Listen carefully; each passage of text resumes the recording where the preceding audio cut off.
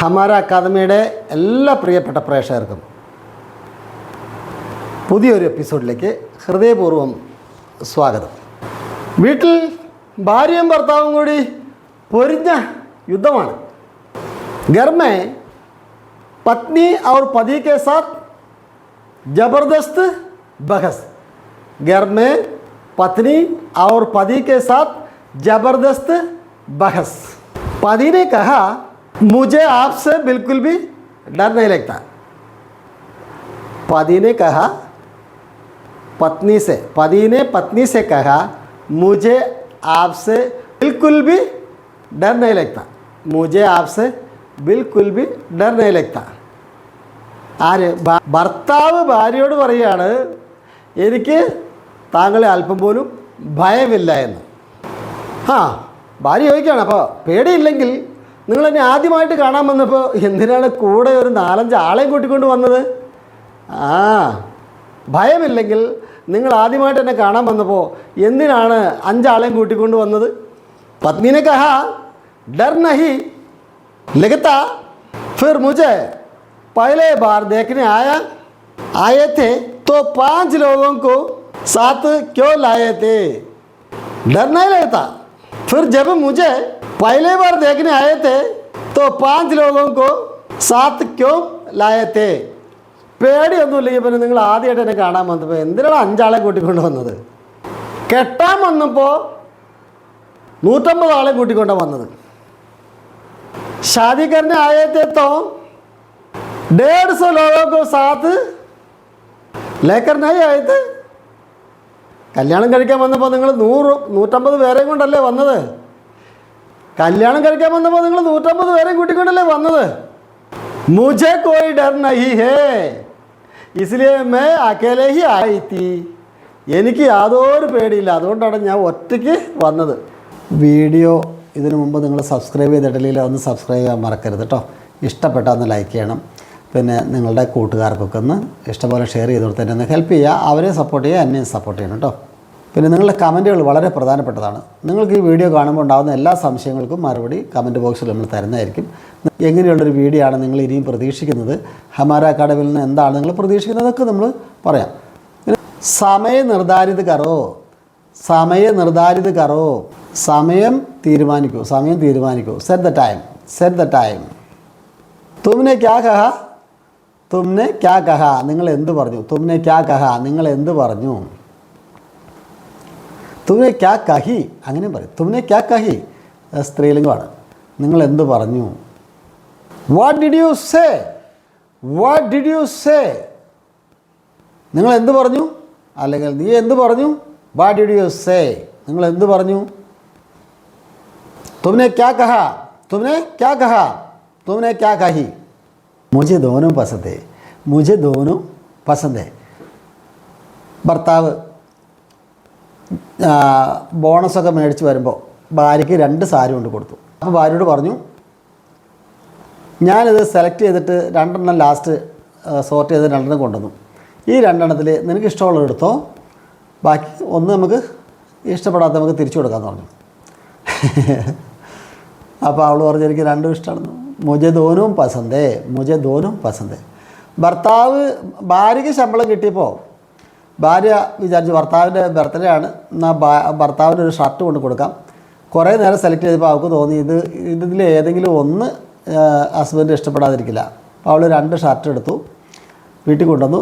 മറ്റത് തിരിച്ചു പോകുമ്പോൾ കൊടുക്കാമെന്ന് വിചാരിച്ചു. ഭർത്താവിനോട് ചോദിച്ചു, ഇതിലേതാണ് നിങ്ങൾക്ക് ഇഷ്ടം, അതെടുത്തോളൂ, മറ്റത് നമുക്ക് തിരിച്ചു കൊടുക്കാം. അപ്പോൾ അദ്ദേഹം പറഞ്ഞു, മുझे दोनों पसंद है. എനിക്കിത് 2 ഇഷ്ടമാണ്. I like both. മുझे दोनों पसंद है, എനിക്ക് 2 ഇഷ്ടമാണ്. നിർബന്ധിക്കരുത് എന്നൊക്കെ നമുക്ക് പറയണ്ടല്ലോ. വാശി പിടിക്കരുത്, നിർബന്ധിക്കരുത് എന്നൊക്കെ നമുക്ക് പറയണ്ടേ ഹിന്ദിയിൽ? അതെങ്ങനെ പറയാ? ജിദ് മത് കറോ.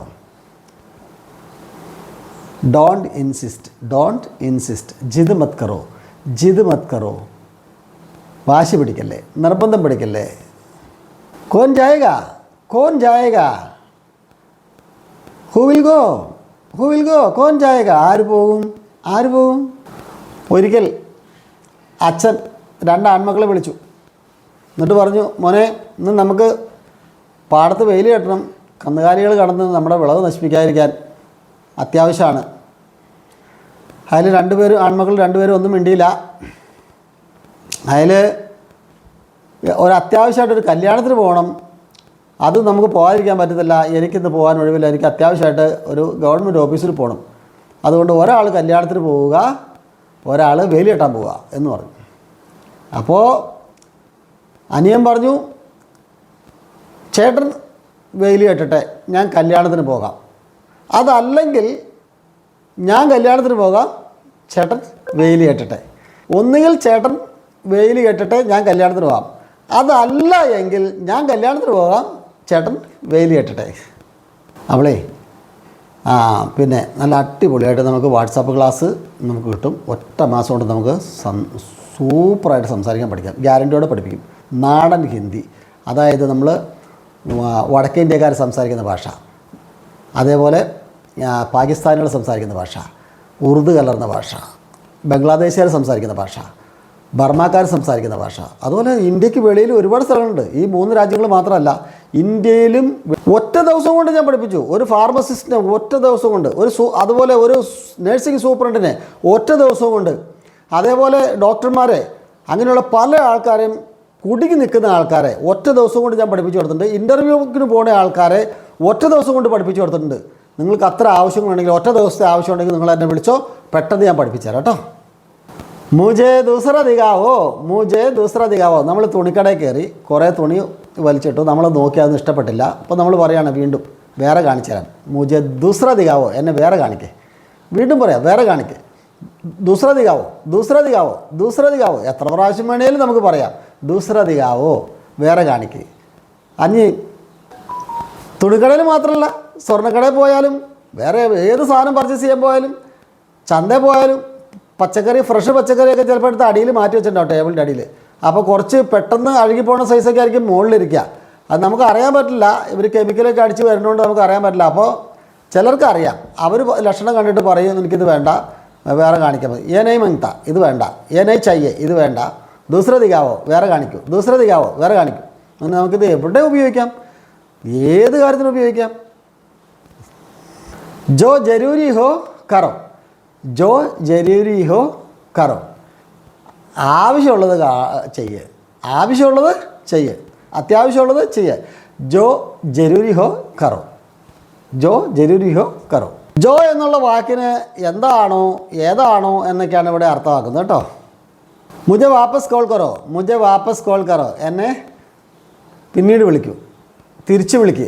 വാപ്പസ് കോൾ കറോ എന്ന് പറഞ്ഞാൽ തിരിച്ച് വിളിക്കൂ എന്നാണ് അർത്ഥം. മുജെ വാപ്പസ് കോൾ കറോ, എന്നെ തിരിച്ച് വിളിക്കൂ. Call me back, call me back, call me back. ക്യാ ആപ് വഹാ ഹേ, ക്യാ ആപ് വഹാ ഹേ, ക്യാ എന്ന് ചോദിക്കുന്ന ഒരു ചോദ്യം ചോദിക്കാൻ വേണ്ടി അവിടെ ഇട്ട. ക്യാ എന്ന് പറഞ്ഞാൽ എന്തെന്നാണ്. ആപ് വഹാ ഹേ, അങ്ങ് അവിടെ ഉണ്ടോ, താങ്കൾ അവിടെ ഉണ്ടോ. ക്യാ ആപ് വഹാ ഹേ, താങ്കൾ അവിടെ ഉണ്ടോ എന്ന് മാത്രമാണ് ഇതിനർത്ഥം. R you there, R you there, നിങ്ങൾ അവിടെ ഉണ്ടോ എന്നാണ് ചോദിക്കുന്നത്. പക്ഷേ നമ്മൾ പിന്നെ പല പ്രാവശ്യം ഈ ചോദ്യം അല്ലാത്ത സ്ഥലങ്ങളൊക്കെ നമ്മൾ കണ്ടിട്ടുണ്ടല്ലേ. ഇവിടെ ഉണ്ടോയെന്നറിയാൻ വേണ്ടി മാത്രമല്ല, നമ്മൾ അവിടെ മുന്നിലിരിപ്പുണ്ട്, ടീച്ചർ ചോദിക്കുകയാണ് നീ അവിടെ ഉണ്ടോ, നിങ്ങളവിടെ ഉണ്ടോ എന്ന് ചോദിക്കുകയാണ്. അല്ലെങ്കിൽ ഒരു അധ്യാപകൻ ചോദിക്കുകയാണ് വിദ്യാർത്ഥിയോട് നിങ്ങളവിടെ ഉണ്ടോ. ഒരു പ്രൊഫസർ ചോദിക്കുകയാണ് തൻ്റെ കോളേജ് സ്റ്റുഡൻസിനോട് നിങ്ങളവിടെ ഉണ്ടോ, താങ്കൾ അവിടെ ഉണ്ടോ എന്ന് ചോദിക്കുകയാണ്. എങ്ങനെ ആർ യു ദേർ. അദ്ദേഹം പറഞ്ഞിങ്ങനെ പോവുകയാണ്, ലെക്ചർ ചെയ്തിങ്ങനെ പോവുകയാണ്. അപ്പോൾ ആളുകൾ അവിടെ മുന്നിലോട്ട് നോക്കിയിരിപ്പുണ്ട്, പക്ഷേ അവരുടെ മനസ്സ് വേറെ എവിടെയോ ആണ്. അപ്പോൾ ചോദിക്കുകയാണ്, അധ്യാപകന് മനസ്സിലായി. അപ്പോൾ ചോദിക്കുകയാണ് ആർ യു ദേർ. അത് പ്രതികരണമൊന്നുമില്ല, ആളിങ്ങനെ പറഞ്ഞുകൊണ്ടിരിക്കുകയാണ്. ആളുകളൊന്നും സ്റ്റുഡൻസ് ഒന്നും പ്രതികരിക്കുന്നില്ല.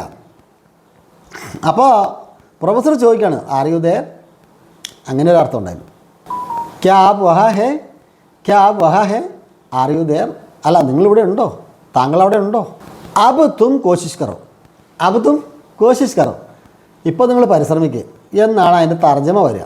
എന്നാൽ നിങ്ങളിനി പരിശ്രമിക്കുക, ഇനിയും പരിശ്രമിക്കുക.